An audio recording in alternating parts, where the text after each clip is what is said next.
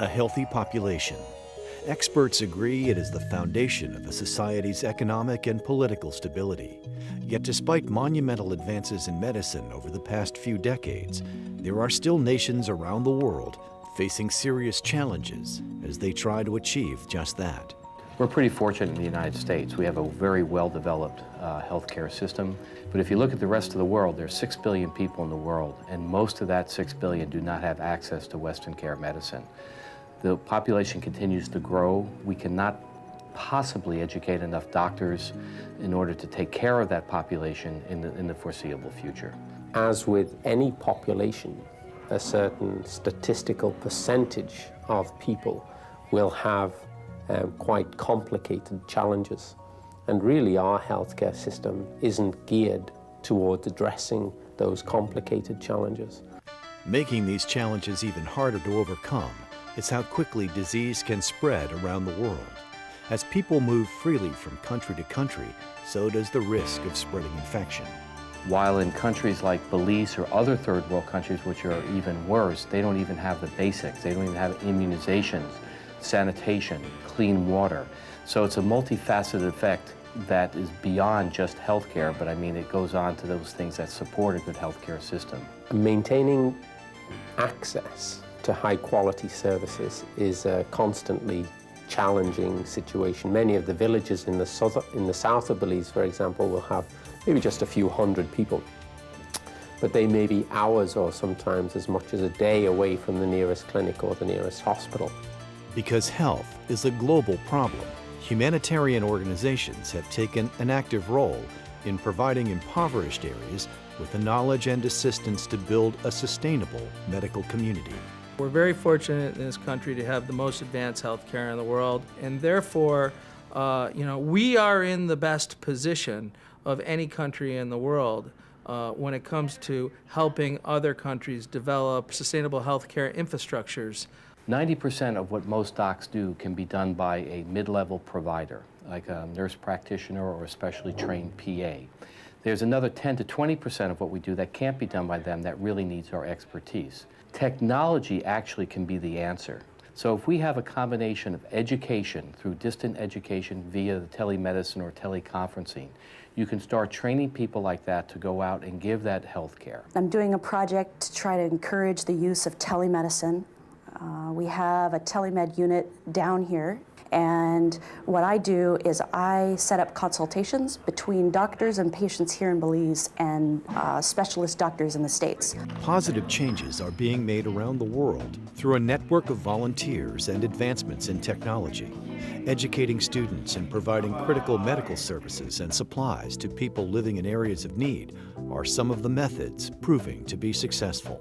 To see these organizations do work that I see happening here in Belize, and the technology that they've shown me today, where you essentially logged on to have consultations with physicians and nurses and nurse practitioners back in the US, to go back and forth, to use this medium for teaching, to use this medium for consultations, to have a radiology chart read, it's tremendous. What InterVol have become for us is not a crutch, not an aid from time to time that we somehow rely upon. What they've become for us is an integral component in building the capacity of the Belizean health system to be able to sustain itself for the future.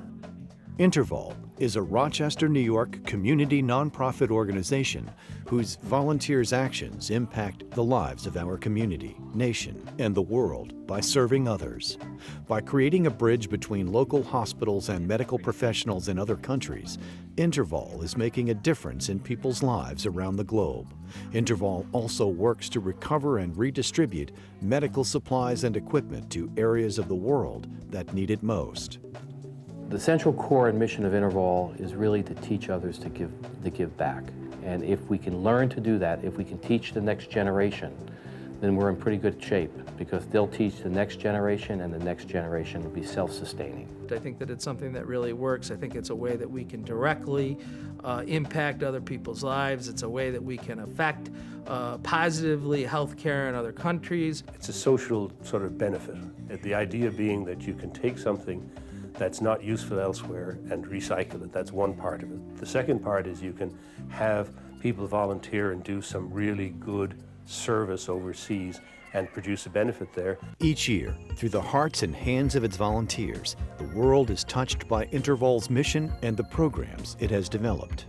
We had this patient, and she came to me and she said, you know, I have this problem with my heart. They told me that I need to get a valve fixed.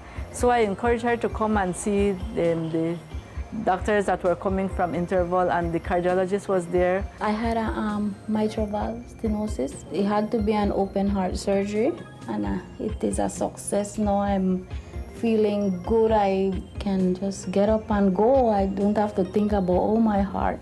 InterVol's Volunteer Medical Professionals program helps those in need by partnering with local primary care clinics and hospitals to facilitate medical consultation and treatment in areas where access to care is limited. What we tried to do was put groups of doctors and nurses who work together from Rochester to go on a trip together to provide health care to those in need. I started volunteering with InterVol back in the 90s. It's just so good to know that you've done some people that don't have access to good medical care a service, you know, and make their lives better. Because a lot of nurses, physicians, or other type of technicians, whatever, cannot give of their time as far as leaving and traveling. And so we have telehealth hookups where we are linked into Belize right now, where physicians or nurses, teachers, or whatever from Rochester can link to that hospital and be able to give consults to patients, to be able to get, provide education for nurses and physicians. InterVol's Recovery of Unused Medical Supplies program, also known as RUMS, actively recycles up to 4 tons of medical supplies each week and distributes to more than 17 local humane societies, 6 local school districts, and over 75 hospitals and clinics worldwide. Every hospital has a problem with waste, so there's a lot of things that we throw away. And I've been a nurse working in a hospital for the last 30+ years.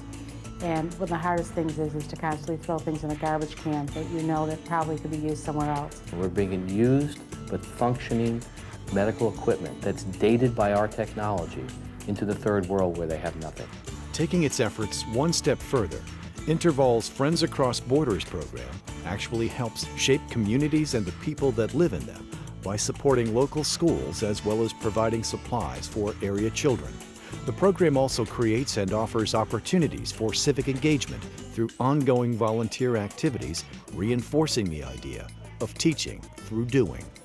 Friends Across Borders really was given birth to out of our recycling program, where our volunteers who are from the community, high school and college kids, wanted to do more.